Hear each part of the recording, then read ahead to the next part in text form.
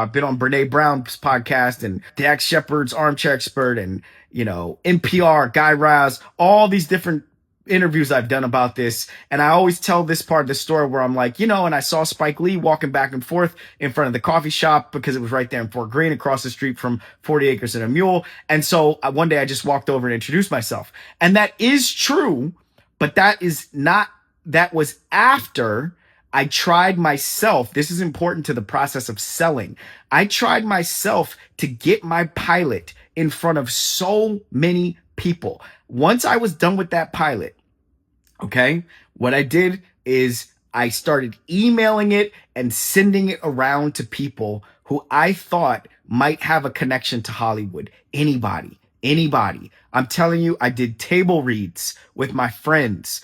I had probably 5 or 6 people come, and we sat at a table and in Williamsburg, and we did a table read with my script, and I got to watch my friends, people that I knew in real life. I got to watch them read the script and bring the characters to life. None of them were actors, but in doing so, I got to watch my show.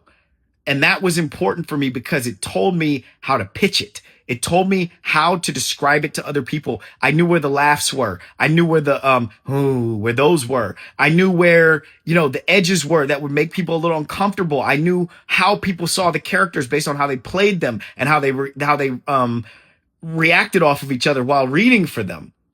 And so as I kept sending this thing around, I also started to get feedback from people, 9 of the 10 people that you send something to, honestly, and if you are an amateur, right? If you're not yet in the business, 9 of the 10 people you send your work to, they're at least going to tell you that they're gonna read it. Even if they don't read it, they're gonna say something.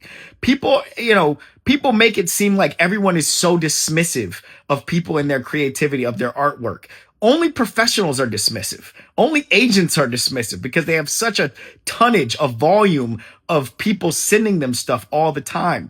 But your actual people in your life, your network, your friends, your colleagues, the people that you know, those people they're gonna respond. They're gonna tell you, maybe they'll only read the first 10 pages. That's okay. They're gonna say something if you read carefully, if you listen carefully. I'm preaching.